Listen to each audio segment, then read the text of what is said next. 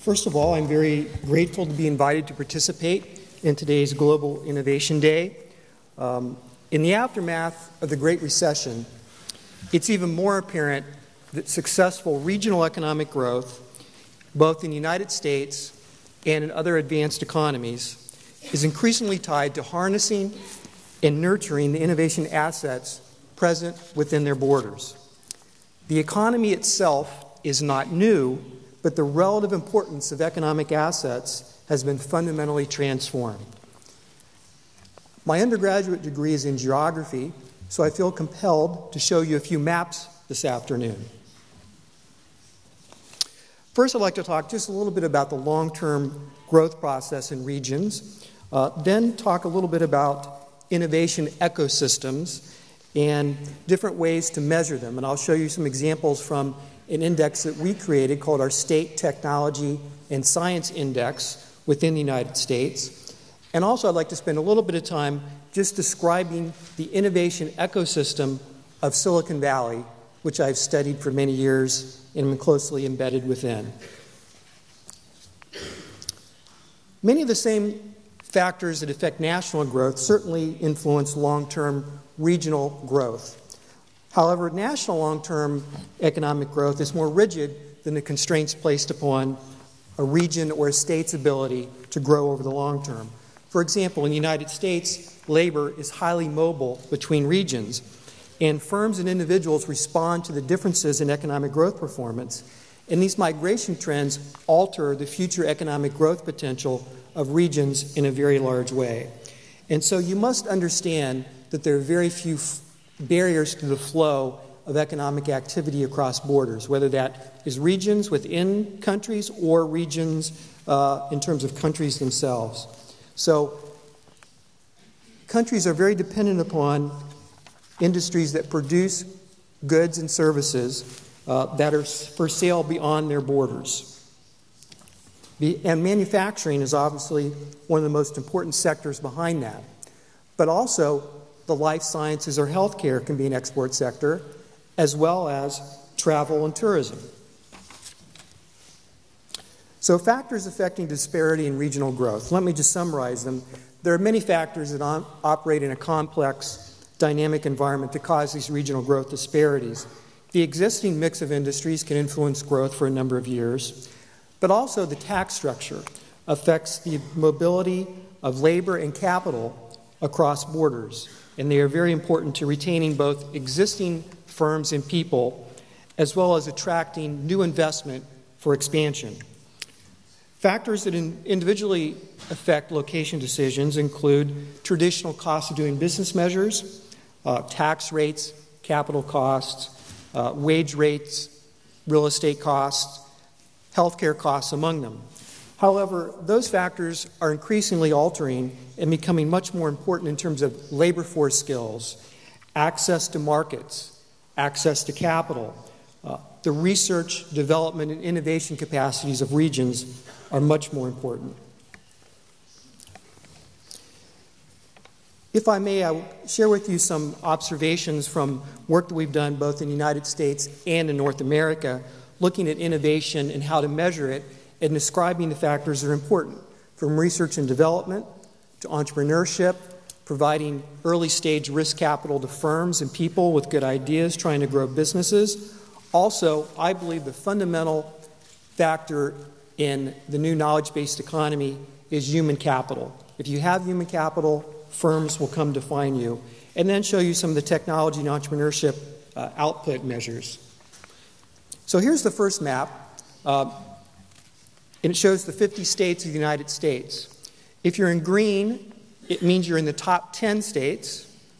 If you're in red, it means you're in the bottom 10. And then you have a second tier in yellow and a third tier in orange. Because knowledge is generated and transmitted and shared more efficiently in close proximity, economic activity based on new knowledge tends to cluster within a geographic area. If you want to build a new industry cluster, the research and innovation abilities or capabilities of a region are critical elements. You can help start a new cluster, a new industry cluster, by importing firms that have commercialized research elsewhere.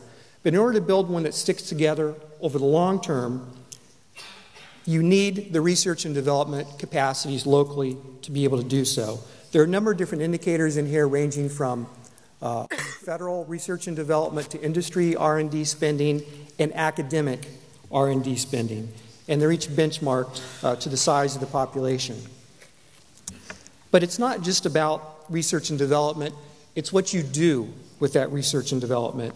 And I would argue that for regions to be successful over the long term, you need to have capable entrepreneurs and the risk capital to support the conversion of that research into viable technology products and services.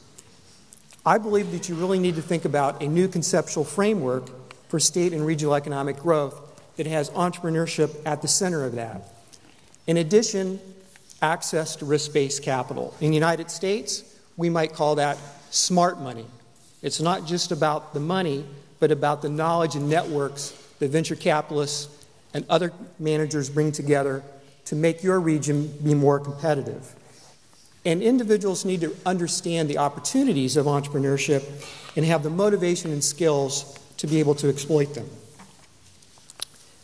In an innovation-based economy, human capital is vital to regional prosperity.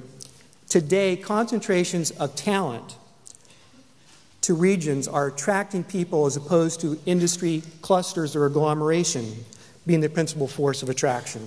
If you have the human capital, firms will find you because they want to tap into that human capital. So once again, the states in green are in the top 10, the states in red are in the bottom 10 in the United States.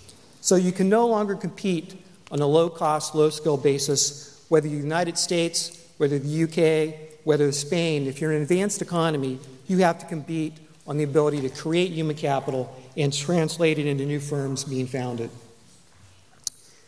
This shows you the technology and science workforce. It's a measure of occupations as opposed to human capital generation based on degrees. This is what's really important here, because you create your own human capital through universities and lifelong learning, but if you have a dynamic local economy, you attract skilled talent from other parts of your country and more increasingly from around the world, because that is what will sustain you in an advanced economy. So the most fundamental basic resource is the competitive advantage of being able to attract highly mobile, geographic discriminating labor assets. This last measure of our State and Technology and Science Index looks at outcomes in terms of success of converting all that research, the venture capital, the human capital into technology companies that have been grown and the jobs associated with them. So looking at technology employment, payroll activity, business formations in the technology areas, looks at the success of regional policies over the long haul. And it really looks at the regional ecosystem that can convert that.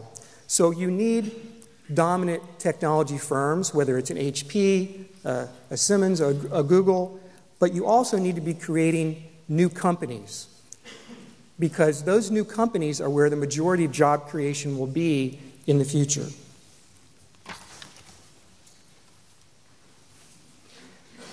Now, this is a busy chart, but let me explain it to you very briefly.